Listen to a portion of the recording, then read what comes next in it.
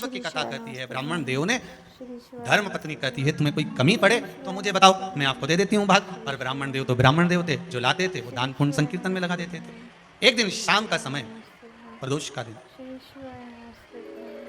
प्रदोष का दिन, प्रदोष काल,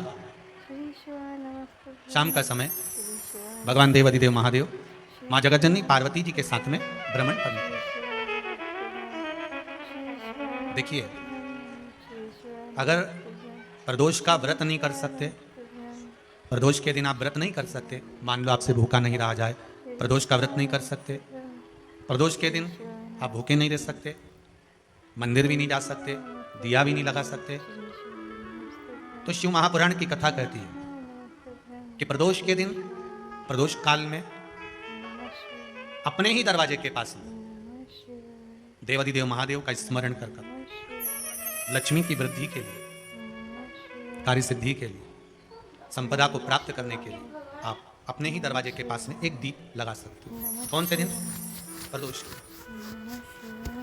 एक बात और अच्छे से समझ लीजिए, जो बच्चे चिड़चिड़े होते हैं, चाहे घर में बेटे हों, बहुएं हों, सास हो, ससुर हो, परिवार में छोटे छोटे बच्चे हों, चिड़चिड़ प्रवृत्ति करते हों या चिड़चिड़ा स्वभाव हो, जरा जरा सी बात में क्रोध आ जाता हो, बोलने का भान नहीं रह पाता हो, शब्दों के बाण चलते हों, तो महाराज प्रदोष के दिन, प्रदोष काल में बेलपत्री के पेड़ के नीचे एक, जो पत्ता आपके पास में हो, पान का मिल जाए तो पान का, पीपल का मिल जाए तो पीपल का, बेलपत्र का मिल जाए तो बेलपत्र का, उस पत्ते पर मात्र थोड़ा सा शहद और 7 दाने चावल के रखकर घी का दिया लगा दो महाराज, और थोड़ा सा जल हाथ की अंजलि में लेकर भगवान देवाधिदेव महादेव का स्मरण कर कि इस बेलपत्री के वृक्ष के नीचे माता लक्ष्मी, पार्वती, सरस्वती विराजमान है।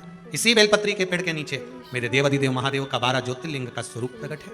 उनका स्मरण कर जल चढ़ा दीजिए और उसका स्मरण कर लो जो चिड़चिड़ प्रवृत्ति करता हो, क्रोध करता हो, जिसको बोलने का भान नहीं होता हो, सम्मान नहीं देता हो, अपशब्द कहते हो, उनका स्मरण कर आप छोड़ेंगे एकदम। एक प्रदोष करेंगे, दूसरे प्रदोष तक तो आपको कोई दिक्कत ही नहीं है।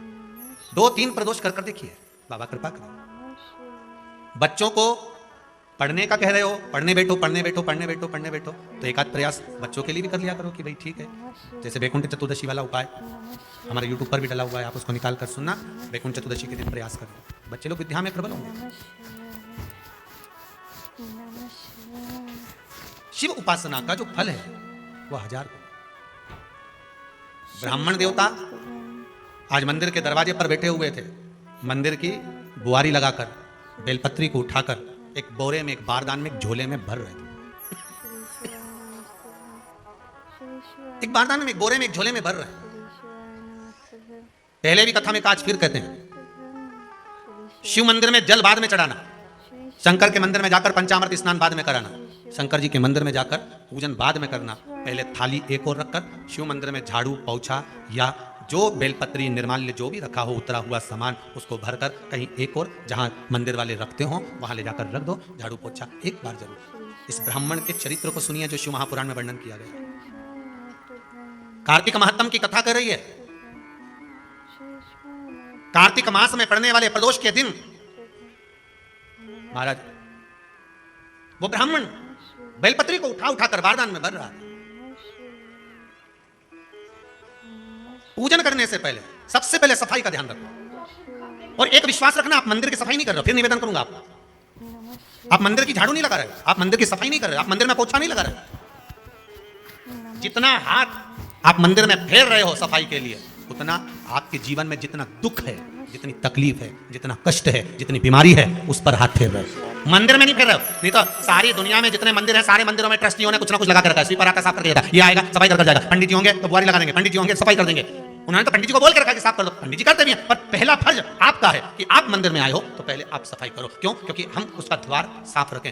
आज के समय में तो एक नियम हो गया साहब कि मंदिर में जाते हो तो मंदिर के दरवाजे पर चप्पल उतार के जाते हो, नहीं तो शास्त्र रीति तो ये कहती है कि मंदिर में भगवान सामने बैठा है तो उसके सामने चप्पल भी नहीं उतारना चाहिए। तो कई लोग कहते हैं मंदिर के अंदर थोड़ी ना उतारा, हम तो जीने से भी बाहर, एकदम गेट के बाहर, वहां पर सामने तो है ना, सम्मुख में तो है।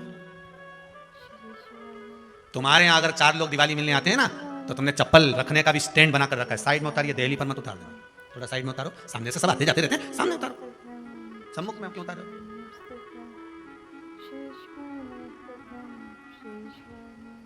थोड़ा द्वार पे से दूर उतारिए।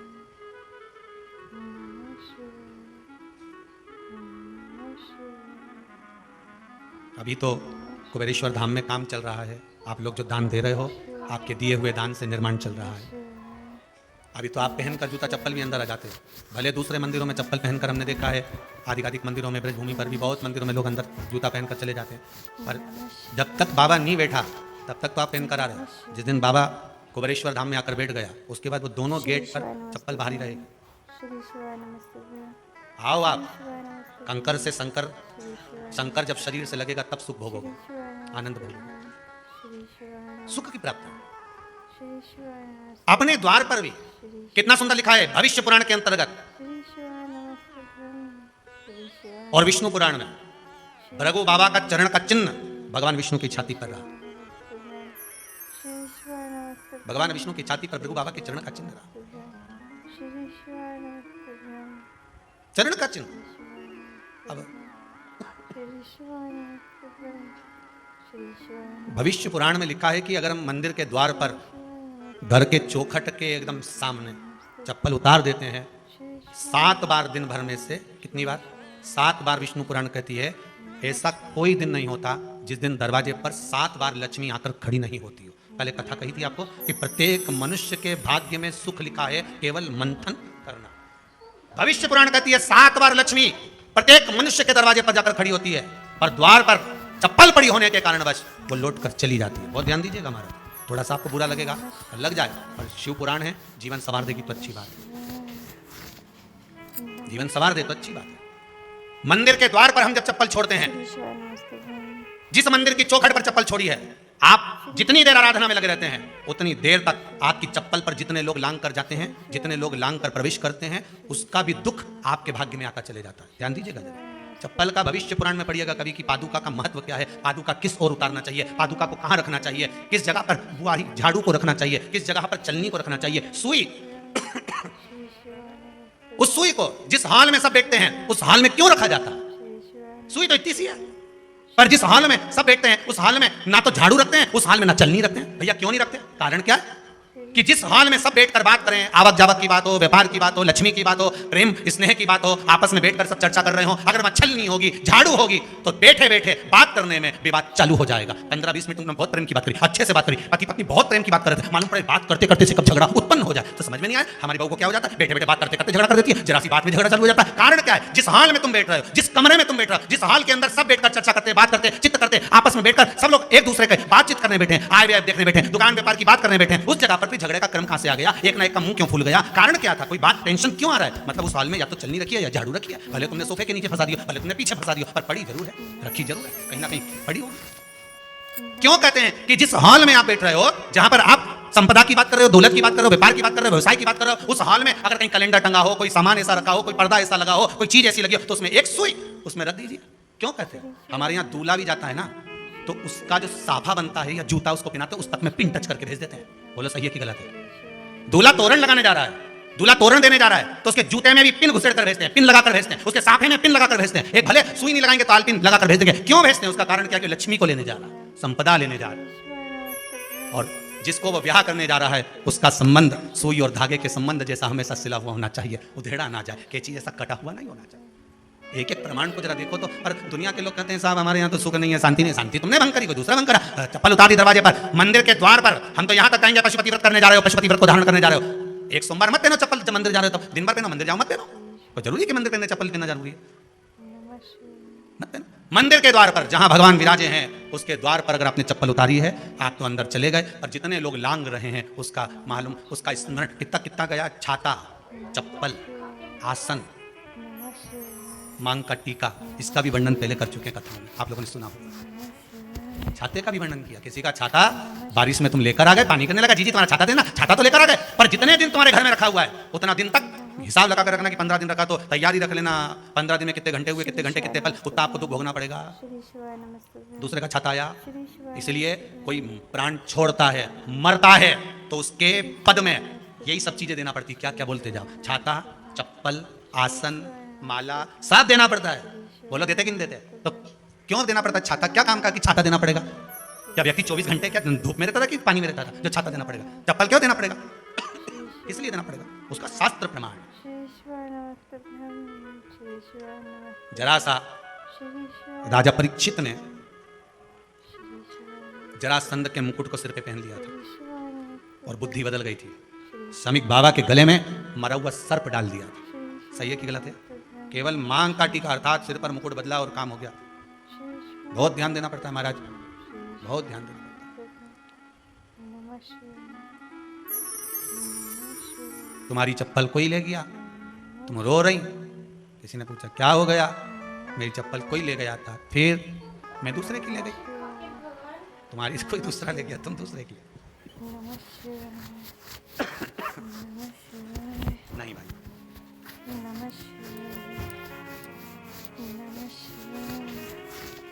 उसको प्राप्त करने के बहुत तरीके हैं। एक सत्य बात कहें, 7 बार लक्ष्मी प्रतिदिन मनुष्य का द्वार झांकने के लिए आती है। ऐसा कोई दिन नहीं जाता जिस दिन तुम्हारा भाग्य भगवान पलटने के लिए नहीं बैठा हो। वो तो इंतजार करता है कि ये गेंद फेंके और मैं चौका छक्का लगा दूं। वो कहते हैं ना, एक ओवर में कितनी गेंद फेंकते हैं? जम के बोलो। अरे एक ही फेंकते हैं। एक ओवर में कितनी गेंद फेंकते हैं? एक। वही गेंद बार बार फेंकते हैं ना, गेंद तो एक ही है नहीं। वो तो बार बार गिना है तो 6 बार गिना, तो फेंकी तो एक ही है कि बदल बदल के फेंक दी, पीली नीली हरी गुलाबी। नहीं, एक ही बदल बदल कर आया। गेंद एक ही थी, फिर फेंका कि ये तो वाइट निकल गई, फिर फेंकी, गेंद वही है, गिनती में 6 जा रही है।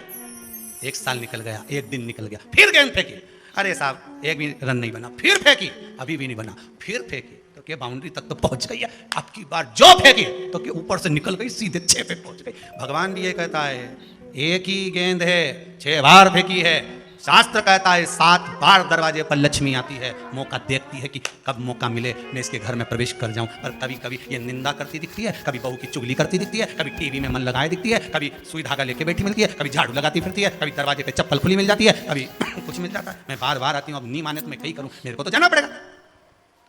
मेरे को तो जो नियम है, सर्विस करने वाला, नौकरी करने वाला तो टाइम पे आएगा। तुम भले कंप्यूटर चलवाओ, चाहे मोबाइल उठवाओ, चाहे तुम लिखा पढ़ी करवाओ, बोलो सही गलत है, उसको तो करना है। बोलो साहब क्या करना पड़ेगा, लग जाओ कंप्यूटर पे, लग जाओ, उठाओ मोबाइल, ये तो उसको तो करना है। वो तो टाइम पे पहुंच गया 9 बजे। लक्ष्मी जी भी टाइम पे आती, आई दरवाजे पे क्या देखा उसने कि ऐसा ऐसा है। कहीं कहीं की तो आदत पड़ी, रोटी घर में बना हुआ सारा दाल चावल सब्जी मब्जी जो बच गई उठा के दरवाजे के पास में रख के आ गई। लक्ष्मी जी सोचे बताओ, ऐसा तो पहले से रख, अंदर चली गई, ऐसा खिला दिया तो मैं तो नहीं जाऊँ।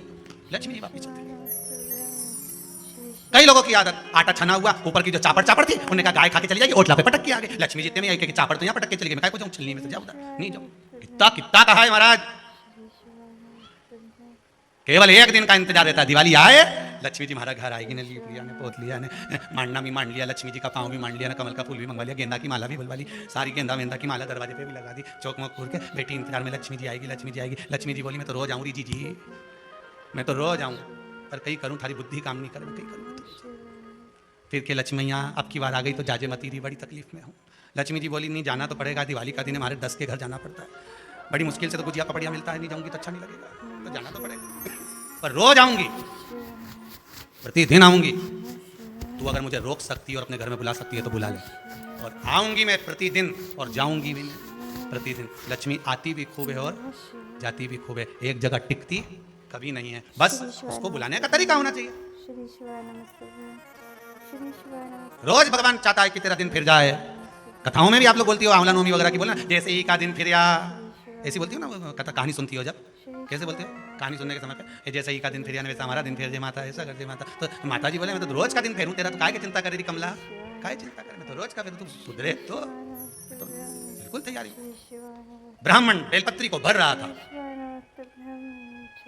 बेलपत्री ब्राह्मण भर रहा था, पार्वती जी ने शिव जी से कह दिया इसके पास कुछ भी नहीं, आपका भगत है ये, आपका भगत है, इसके पास कुछ भी नहीं है, आप कृपा नहीं करोगे। शंकर भगवान बोले आज प्रदोष का दिन है, प्रदोष काल में ये मेरी सेवा में लगा है। सुनो पार्वती, जितनी बेलपत्र इसने उठा कर रखी है वो बेलपत्र स्वर्ण मुद्रा के बराबर हो जाएगी, तू चिंता मत कर। शिव पार्वती को कहकर चल दिया। शंकर पार्वती बात कर रहे थे, इतने में एक सेठ ने सुन लिया कि जितनी बेलपत्र भर के ले जा रहा है उतनी स्वर्ण मुद्रा हो जाएगी।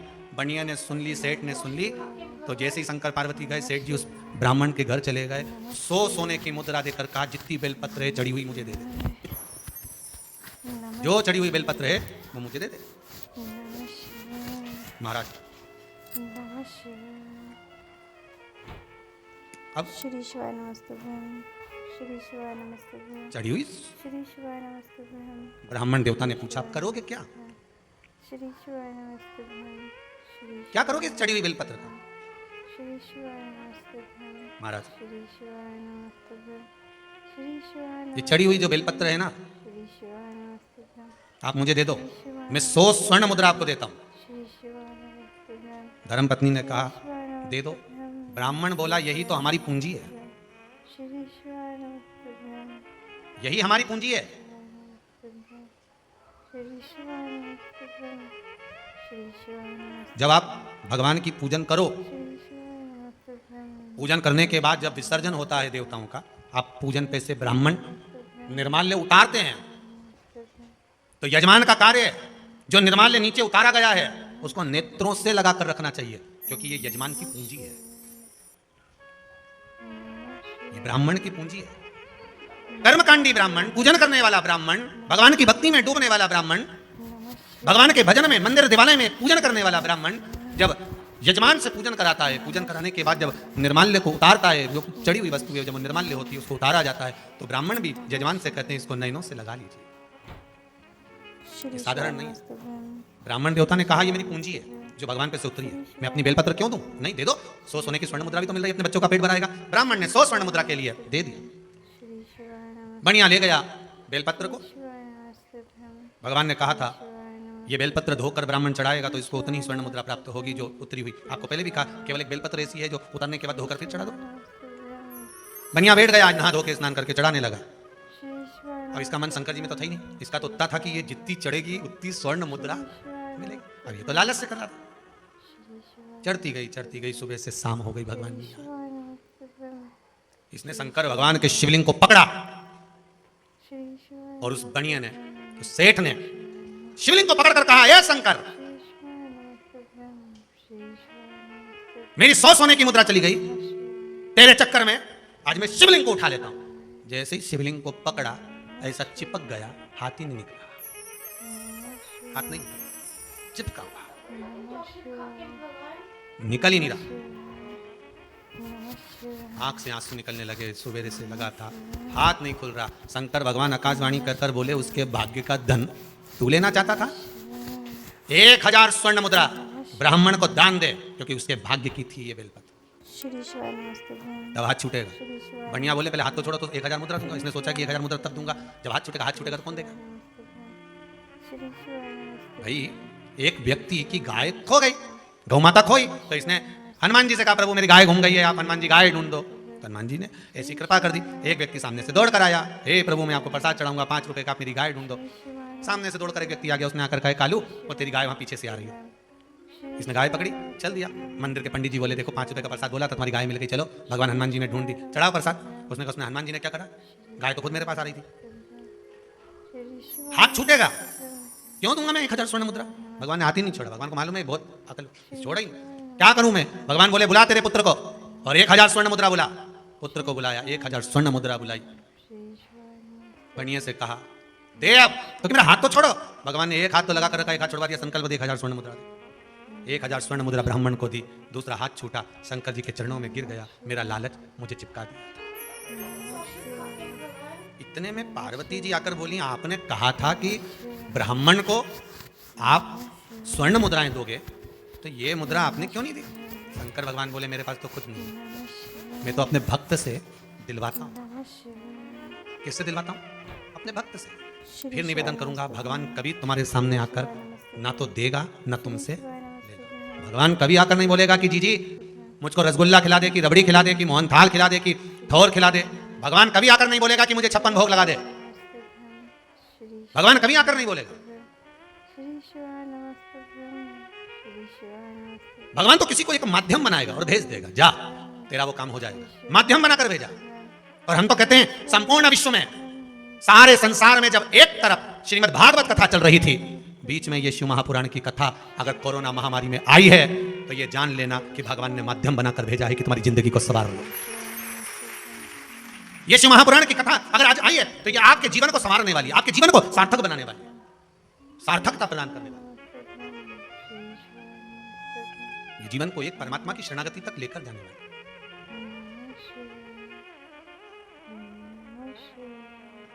महाराज शंभु शरणे पड़ी मांगू घड़ी रे घड़ी दुख काटो दया करी न दर्शन बाबा दुनिया में बहुत दुख है, सारे दुखों को मिटाने का अगर कुछ क्रम है तो वो केवल आप श्री हो। शिवाय नमस्ते बहन। श्री शिवाय केवल आप नमस्ते बहन। कोई दूसरा हो नहीं। श्री शिवाय नमस्ते बहन। श्री शिवाय नमस्ते बहन। श्री भगवान कभी शिवाय सामने आकर नहीं देगा, भगवान कभी तुम्हारे सामने आकर लेगा भी। भगवान तो किसी को माध्यम बना देता है। नमस्ते देव ऋषि नारद के अहंकार को तोड़ना था नमस्ते बहन। तो देव ऋषि नारद से तप करवा लिया। इतना अहंकार देव ऋषि नारद में आ गया कि मैंने कामदेव को जीत लिया, तो शंकर जी के पास जाकर कहते हैं कि मैंने काम को जीता है जिसको आप नहीं जीत पाए। शिव जी ने अपने गले की रुद्राक्ष की माला दे दी, नमस्ते बहन। श्री शिवाय ये ले रुद्राक्ष की माला। श्री शिवाय नमस्ते बहन। देव ऋषि नारद ने वो रुद्राक्ष की माला भूमि पर जाते जाते पटक दी। ये रुद्राक्ष की माला जिसकी कोई कीमत ही नहीं है, नमस्ते बहन। फेंक दी। श्री शिवाय नमस्ते बहन। रुद्राक्ष का मोल क्या होता है, नमस्ते बहन। श्री शिवाय रुद्राक्ष का मूल्य क्या होता है, ये रुद्राक्ष पहनने वाला ही जान सकता है। श्री शिवाय जिस समय पर रुद्राक्ष महोत्सव हुआ था कोरोना महामारी के समय पर, और कोरोना महामारी दूसरी लहर तो बाद में चालू हुई थी, जब रुद्राक्ष उत्सव हो चुका था, उसके बाद कोरोना की जो दूसरी लहर चालू हुई थी, आप सबको स्मरण होगा लोगों को जो रुद्राक्ष बांटे गए थे, इतना विश्वास था उस रुद्राक्ष में, उसका पानी पी पी के लोग बीमारी से ठीक हो गए थे। आज भी कई पत्रों में लिखा हुआ है इनमें, कई पत्र, कई ठीक हो गए। श्री शिवाय नमस्ते। क्या कीमत है उस रुद्राक्ष की, श्री क्या शुल्क होगा रुद्राक्ष का? श्री तुलसी की माला की कीमत क्या है, कोई मीराबाई से पूछ ले। मीराबाई ने एक शब्द बड़ा सुंदर कहा कि हे राणा, आप कह रहे हो मीरा, श्री शिवाय हे मीरा, कि तुलसी की माला छोड़ो मेरी मीरा, तुम पहनो नौलक हार, मीरा तेरो क्या लागे री गोपाल, मीरा तेरो क्या लागे। मीराबाई कहती है तुलसी की माला नहीं छोड़ो राणा, कि तुलसी की माला नहीं छोड़ो राणा, अरे यही तो हमारो श्रृंगार, मीरा तेरो क्या लागे री गोपाल, मीरा तेरो क्या लागे। हमारे कमी पड़ी, 9 लाख हार पड़े हैं मीरा पहन ले, आभूषण पड़े हैं वो पहन, तुलसी की माला की कीमत क्या है? मीराबाई कहती है सुनो राणा, रात को मरूंगी, आधी रात को सारा आभूषण उतार लिया जाएगा, केवल एक तुलसी की माला धागे में पड़ी रहेगी तो वो उतारी नहीं जाएगी। यम के दूत सोने के आभूषण नहीं देखते, यम के दूत रुद्राक्ष की माला और तुलसी की माला ही देखते हैं, उनको एक ही चीज नजर आती है, उसके सिवाय कुछ नहीं। सोने की माला पहनोगे फिर वही बात आ गई, सोने की माला होगी तो चोरों की नजर होगी, सुंदरता होगी तो लुच्चों की नजर होगी, और रुद्राक्ष और तुलसी की माला होगी तो मेरे देवाधिदेव महादेव की नजर होगी। ये आग के ऊपर क्या रखा है, क्या धारण करा है, ये आग के ऊपर जो माला आप पहन श्री शिवाय नमस्ते कौन पे? श्री शिवाय नमस्ते बहन। श्री शिवाय नमस्ते बहन। श्री शिवाय कीमत क्या है रुद्राक्ष की, कीमत क्या है तुलसी की, कीमत क्या है उसको जानो। श्री शिवाय नमस्ते बहन। तुलसी की संविधा, तुलसी की लकड़ी, तुलसी का दल, तुलसी की मंजरी, तुलसी की पत्ती, उसका महत्व क्या है समझ में आए तब जाने ना। श्री सारे चंदनों में सर्वश्रेष्ठ चंदन होता है हरिचंदन, जो तुलसी की जड़ को घिसकर बनाया जाता है। श्री शिवाय नमस्ते बहन। तुलसी की जड़ को घिसकर बनाया जाता है, हरिचंदन भगवान को समर्पित होता है, सर्वश्रेष्ठ चंदन माना गया। श्री शिवाय नमस्ते। जैसे आपको कल कथा में कहा था, कल या परसों में, कि बेलपत्र के पेड़ की छाल मिल जाए तो उसको भी घिसकर चंदन बनाकर शिव को लगा सकते हैं। पीपल के वृक्ष की छाल मिल जाए तो उसको घिसकर चंदन बनाकर शिव को लगा सकते हैं। कितना महत्व है उसका, कितना। महाराज शमी के वृक्ष की छाल, उसका भी चंदन बनता, वो भी शिव को चढ़ता। जैसे शमी वृक्ष की पत्तियां, शमी की पत्ती, शमी वृक्ष का जो महत्व पहले कहा है, शमी वृक्ष की पत्तियां जब अदालत में या कानूनी कोई प्रोसेस के अंतर्गत कानूनी कोई कार्रवाई हो गई है या कोई अटका है काम, तो शमी की पत्तियों को 5 जगह पर चढ़ाया जाता है उस कार्य को निपटाने का। पहला अशोक सुंदरी की जगह पर। अशोक सुंदरी की जगह कहाँ है आपको मालूम है, पहले भी बताया। जैसे ये शिवलिंग है, ये जलाधारी गोल, उसके सामने ये चरण, बीच में जो एक मोटी सी लाइन होती है वो अशोक सुंदरी की जगह है। तो अशोक सुंदरी की जगह पर शमी पत्र को चढ़ाया जाता है। अब शमी पत्र अशोक सुंदरी की जगह पर एक स्थान, दूसरा शिवलिंग के ऊपर, तीसरा जहां शिवलिंग रखा है, जहां शंकर का शिवलिंग रखा है उस कटी भाग पर शमी पत्र को चढ़ाया जाता है। चौथा नंदी का जो चरण उभरा उठा हुआ दिखे वहां शमी पत्र चढ़ाया जाता है। 5वां, शंकर भगवान के मंदिर के द्वार पर शमी पत्र चढ़ाया जाता है। केवल एक ही बार चढ़ाना चाहिए। जिस कामना से चढ़ा रहे हो, जो अदालत में कार्रवाई चल रही हो, या कोई प्रशासनिक परेशानी आ गई हो, या कोई काम अटका पड़ा हुआ है, तो उसके लिए चढ़ाए। 5 स्थान है मां शमी पत्र को समर्पित करना। 5 स्थान दिए शमी पत्र को आप 5 चढ़ाएंगे, आपकी प्रशासनिक जो व्यवस्था है वो सुचारू हो जाएगी, वापिस कोई तकलीफ नहीं आएगी। शमी पत्र की महत्व, चंदन की महत्वता। तो यहाँ शिव महापुराण की कथा करिए। देव ऋषि नारद के भीतर जो अहंकार आ गया था, भगवान शिव ही अहंकार देने वाले थे, और जो रुद्राक्ष की माला दी फेंक दी, चल दिए, चले भगवान विष्णु के यहाँ पहुंचे, क्योंकि शंकर जी ने तो मना कर दिया था कि बताना मत, पर भगवान विष्णु के यहाँ जाकर ने बता दिया। भगवान विष्णु के यहाँ जाकर कर दिया। कई लोगों की आदत रहती है, डोंडी पीटने की बड़ी आदत रहती है। साहब मैंने तो ऐसा करा, मैंने तो इतना का दान दिया, मैंने तो इतना का ऐसा करा। अरे डोंडी पीटी क्यों पीटी? कर दिया, भूल गए, छोड़ दो अब उसको। क्या आपने क्या करा, क्या करा उसको छोड़ दो। नहीं,